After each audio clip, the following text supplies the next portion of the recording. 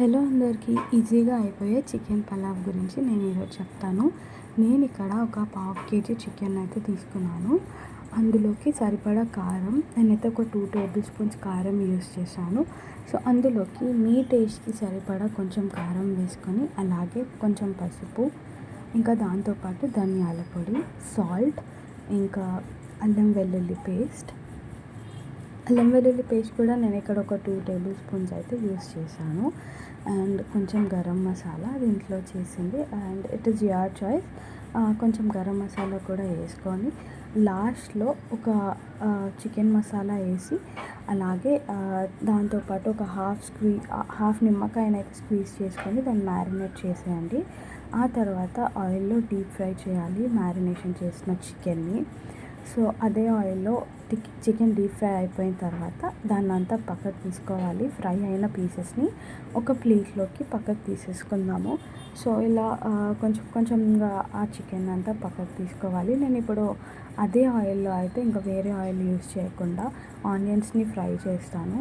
కొంచెం brown onions లాగా చేసుకుంటే మంచిది. ఇంకా నేనైతే నార్మల్గా ఆనియన్స్ని ఫ్రై చేసుకున్నాను అనమాట. సో ఆనియన్స్ ఫ్రై అయిన తర్వాత అందులోనే నేను ఒక 4 to 5 పచ్చిమిరపకాయని యాడ్ చేసుకొని మళ్ళీ ఒకసారి కలుపుకొని దానిలోకి కొంచెం పుదీనా, కొత్తిమీర వేసుకొని, ఇఫ్ ఇంట్రెస్టెడ్ మీరు చెక్క లవంగా కూడా వేసుకోవచ్చు. నేను స్పైసెస్ అయితే యాడ్ చేయలేదు ఇక్కడ.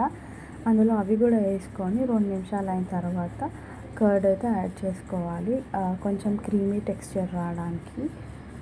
చూసారు కదా, సో వీడియోలో చూపించినట్టు కొంచెం కొత్తిమీర ఇంకా పుదీనా అలా మిక్స్ అయిపోయిన తర్వాత అందులో అయితే పెరుగేసేసుకోవాలి.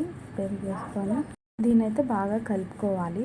ఒక 2 to 3 minutes అనమాట. జస్ట్ అలా పెరుగు కొంచెం మంచిగా ఏమంటారు గ్రేవీ లాగా అయ్యేదాకా అయితే మంచిగా కలుపుకోవాలి. సో ఇలా అయిపోయిన తర్వాత ఇందాక ఫ్రై పీసెస్ని పక్కన పెట్టుకున్నాం కదా, అవి తీసుకొని ఇందులో కలిపేసుకోవాలన్నమాట. ఈ రెండింటిని కూడా కలిపి ఒక 2 to 3 minutes దాకా ఉంచితే సరిపోతుంది, ఎక్కువ అవసరం లేదు. సో ఇలా అయిపోయిన తర్వాత మంచిగా ఒక టెక్స్చర్ అనేది చికెన్కి వచ్చిన తర్వాత ఇలా గ్రేవీ లాగా you can eat it as well. ఇలా తినాలనుకుంటే కూడా తినచ్చు, బట్ నేనైతే ఇది పలావ్ అని చెప్పాను కదా. సో ఇందులోకి నేను అన్నం అయితే యాడ్ చేస్తున్నాను అనమాట. నేను అప్పుడే కుక్ చేసి అన్నం యాడ్ చేశాను. ఇందులో మీరు గీ యాడ్ చేసుకోవచ్చు, ఇంకా చాలా టేస్టీగా ఉంటుంది. ఒక biryani taste, semi biryani taste లాగా కూడా వస్తుంది. సో నేనైతే ఇందులో గీ యాడ్ చేయలేదు, చాలా సింపుల్గా చేస్తాను చెప్పాను కదా. సో ఇంతే, చికెన్ పలావ్ ఎలా చేసుకుంటే సరిపోతుంది అనమాట. దాన్ని మంచిగా వేడివేడిగా ప్లేట్లో సర్వ్ చేసుకొని సైడ్ డిష్లో రైతా అన్న, నార్మల్ కర్డ్ అన్న పెట్టుకొని తింటే మాత్రం చాలా సూపర్గా ఉంటుంది. ఎప్పుడు రొటీన్గా వెరైటీగా తిని మనం టయర్డ్ అయిపోయాం. ఈ మధ్య బిర్యానీ కూడా నార్మల్ అయిపోయింది, చేస్తూనే ఉన్నాం. సో ఇలా వెరైటీగా ఏదైనా ట్రై చేయాలి అనిపించినప్పుడు ఈ రెసిపీని అయితే ట్రై చేయండి. చాలా అంటే చాలా టేస్టీగా ఉంటుంది. ఒక మంచి ఫ్లేవర్డ్ రైస్ లాగా నోటికి చాలా టేస్టీగా ఉంటుంది. And thank you for watching my video. Please subscribe.